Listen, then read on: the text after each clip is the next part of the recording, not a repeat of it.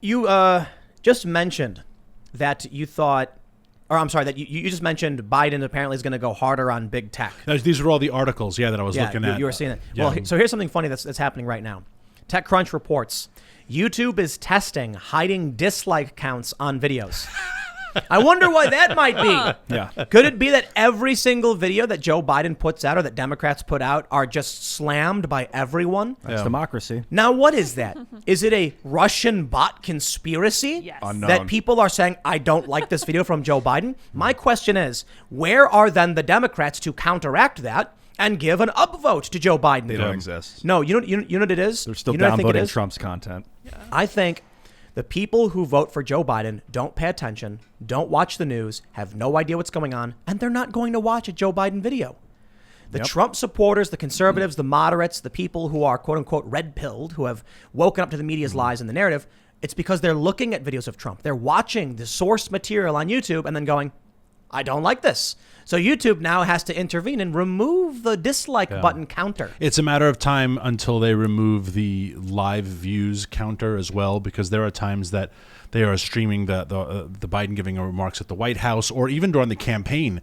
Biden is going to sit down with these activists, and you would see in the bottom left corner, 800 people are watching, 900 people are watching, and people would circle it and tweet it and say, is this a joke? Like, this is the president, and The most popular president in American 900 history. people watching this video, and I'm one of them, right? Right.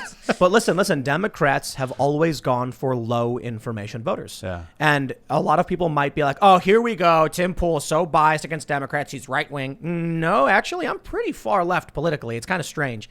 My problem is you're not going to get me to say something that's not true. All right. And I'll tell you something. Democrats want to give the right they want 16-year-olds to have the right to vote. Whoa. 16-year-olds, you are not going to convince me are high information voters. No. Some, maybe. But as you get younger and younger, the likelihood of finding a low information voter goes up exponentially. 16-year-olds. No offense to young people. No, but 16-year-olds are also eating Tide Pods. Yeah. Right? I mean, like, no offense to They're not really 16-year-olds. eating Tide Pods. They were. But No, they never did. No offense to It was a meme. 16-year-olds. Zoomers. Well, but now again, One guy did, though. We One guy can did. we can allow the 16-year-old to vote if the 16-year-olds can also buy alcohol, buy cigarettes, and get drafted. Because what I have a problem with when it comes to these age things is, and I do still enjoy my cigarettes every now and then, right? You got to be 21 to smoke now in a lot of states, 18 to get a beer, but the 16-year-old can vote you off to war in Afghanistan, and you're like, wait a second. So what is the age of adulthood, and make everything that Yeah, 'cause age? they'll I don't vote know. what What their if- parents tell them to. What if they're the adults. requirement for voting was just you have to live on you have to have you no longer maybe it has to be you have to have a job. Maybe the requirements are you have a job. You have to be paying taxes. Yeah, you pay taxes, you can vote. Well, yeah, Taxation requires representation. You should have to have some sort of skin in the game, right? I Yes. mean, the original Constitution was they argued about landowners, and that was considered, offensive, or however you want to phrase it. But the idea was skin in the game. And if you are, I'm sorry, if this is the problem that Romney got into back in 12 when he talked about the 44% and we don't care 47, about. I think it was. And he phrased it terribly. But I think the point he meant to say was there's a large population of this country that is on the taking side, and so they will vote for things to be given to them for free, whether it's stimulus checks, whether it's welfare, whether it's free. Look at the people voting for free, absolution of their college loans. Well, I didn't go to college. I don't have any debt, right? But you did, and you got a degree in modern dance, and I have to now pay. Welcome to my personal life. Exactly, listen. right? So there is going to be always a class of people that will vote for more free stuff for themselves. totally would have done there that as a has to kid. be skin in the game. Exactly. And That's why so- kids shouldn't vote. Just to bring it back, the ultimate point is Democrats like voters who are on the low information side. Yet at the same time, these are the same people who claim to be more educated. I'm sorry, I need to explain something to everybody listening. Going to college does not mean you are more educated. No. I mean that. And a lot of people confuse going to university with being educated. You can spend 4 years in college and read almost nothing. Yeah. And just, squeeze on by. Party hard. Party hard and just do the bare minimum. Or you could be someone who goes to the library every day and reads a book every day, and you're substantially more educated than somebody who just decides to go to college. Now, I think there's a correlation between getting an education and being in college, but in the past generation or so, college seems to be a big, fat waste of time. Yeah, it used to be a huge opportunity to have access to books and stuff, but you don't need that. Got the internet now. Yeah. yeah, if I can go online and learn whatever I want, what's the point of spending 40, 50 grand for it? I will say, though, if we think about this from a solution-oriented perspective, maximizing the best outcome for this country, I do believe we need some form of student loan forgiveness.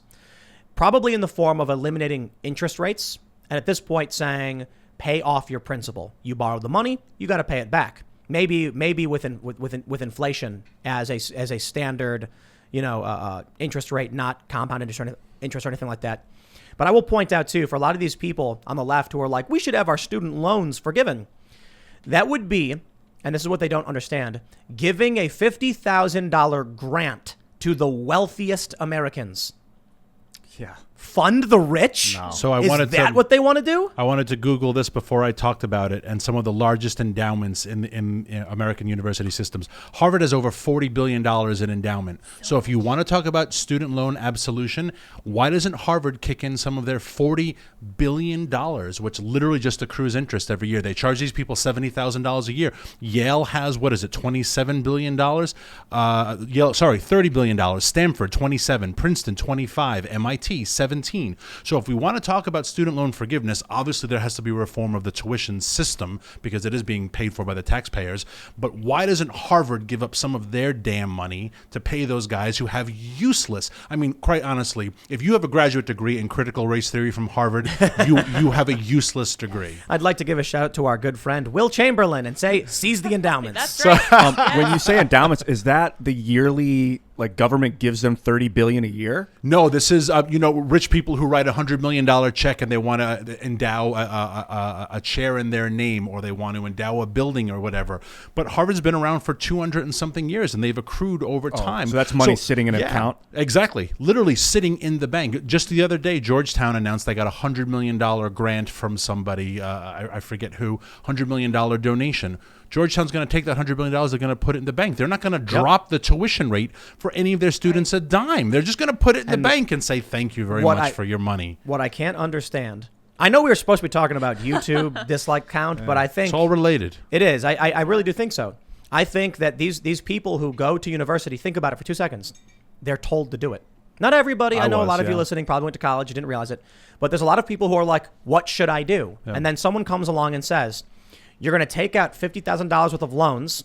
Don't worry. You have to do it. Everybody has to do it. And they go, okay, I'll do what you say. Then they go to college. They do as they're told. They rack up all this debt. Now they're living in this massive debt, doing as they're told every step of the way. And they're miserable. Some people finally realize what's going on. They'll drop out, they'll leave, or they'll realize it after the fact. Hey, wait a minute. That was a big mistake. I screwed myself up by not listening to myself.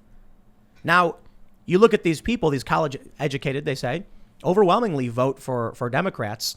Correlation between those who don't investigate, who don't watch a Biden speech to see what he actually has to say, and don't watch a Trump speech to see what he has to say, and thus the only people who are watching Biden are the people who actually listen to what he has to say, don't like it, hit the dislike button, and then YouTube decides, well, we got to remove it because it's making us look bad. And you've come full circle. Absolutely. I love that.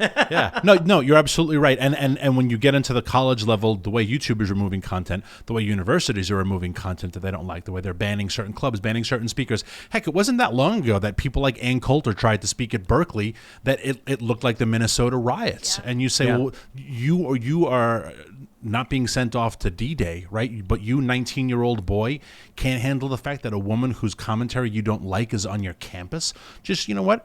Man up and stay in your dorm room and say, wow, that's too bad. I mean, that's what I do when a baseball team is on that I don't like. Oh, the Red Sox are on tonight. Well, I'm not going to watch the damn channel. It's right. So not only are they not exposed to this stuff, but it's being banned from it, proactively banned. And on top of that, the political stuff, we're banning certain authors now. We're banning not Dr. Seuss, but we're banning parts of Shakespeare. There was that op-ed a little while ago about the undeniable whiteness of Shakespeare or something absurd like that. And you say, I don't even think Shakespeare knew he was white because it was the 1520s in England.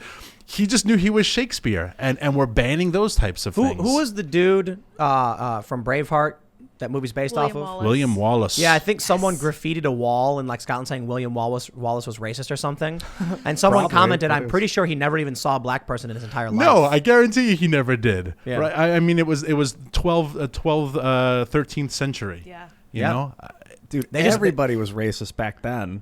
That was when you were all well. They were more like xenophobic, Yeah, like afraid of absolutely. the other. Yeah, because the last people they knew who didn't look like them were the Vikings, and they didn't killed speak their everybody, language, yeah. and All they the women. stole all their church goods, and they stole all the women. well, exactly. So Take a look at Scandinavia now. Oh yeah. Like, what happened to that place? Ugh. I don't know what They- they received too many immigrants. They're right? like the woke. No. I don't think the issue is immigration. Like, you know what's really fascinating is that I mentioned this the other day. Think about illegal immigrants right now coming to the U.S. They're willing to climb mountains, ride on the top of trains, make it through 90 miles of desert with limited supplies because they believe in that American dream. And look, I can respect that. That's drive.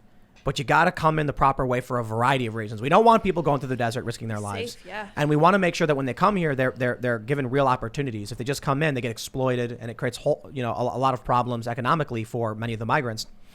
But you take a look at some of these countries, even the United States, it's the domestic population, mostly suburban progressives and liberals that have become just absolutely weak and pathetic. You take a look at Scandinavia, and it is the overwhelmingly white, indigenous of the region, I suppose you'd call them, who are opening up all these policies that will erode and eventually destroy their own governments. And I'm speaking specifically about Sweden's policy on their welfare system, for instance, is unsustainable unless they keep bringing in more and more migrants. Now, that's not what I'm referring to. That's actually them trying to stem the bleed. The problem is they wouldn't need to desperately ask people to come to their country if their country was properly run. Yeah. But you look back at the Vikings. They got on boats. They went to England. They stole all the women and came back, and they were brutal. The Vikings were brutal. all the really hot women. You know That's what's right. That's funny? why Let me- apparently they're so attractive up Well, there. I was listen. That's what I I've was heard. told this. I was told this joke when I was in. I think I was told this joke every. I was in Norway, Sweden, and Denmark, and they were like, "You want to hear a Scandinavian joke? Why are there no beautiful women in England?" And I'm like, "Why? Because we stole them all." And I'm like, "It's a really amazing joke for a group of people that are like some of the most demure and like, I guess." I don't want to weak-willed, I suppose. docile. Docile. They seem very calm. Maybe they're in the cold all the time, so they move slower. Yeah. They're not- that's because No, socialism aggressive. socialism ultimately will is an effete system, and it will emasculate you. I mean, I just think that's the root. And they have been soft socialists for generations now. Look. And I think ultimately it is a defeatist philosophy, and it is a weakening philosophy. And I think that's what you get after, 3 generations of quasi-socialists. That's what happens to you. Thanks for checking out this clip from the Timcast IRL podcast. If you want to see the full show, come back to this channel, youtube.com/TimcastIRL, Monday through Friday at 8 p.m., where you can leave comments and super chat, and we actually will read your comments on the show. Don't forget to like, share, subscribe, and if you want exclusive members-only content, segments you can't get anywhere else, go to timcast.com, become a member, and we even have full bonus episodes. Thanks for hanging out, and we'll see you all next time.